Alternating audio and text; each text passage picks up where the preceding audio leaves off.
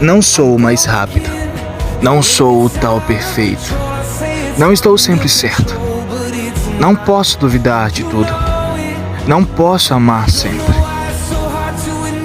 Sim, eu quero ser melhor, eu quero acreditar num paraíso e com certeza construir o improvável, acreditando no invisível e conquistando o impossível.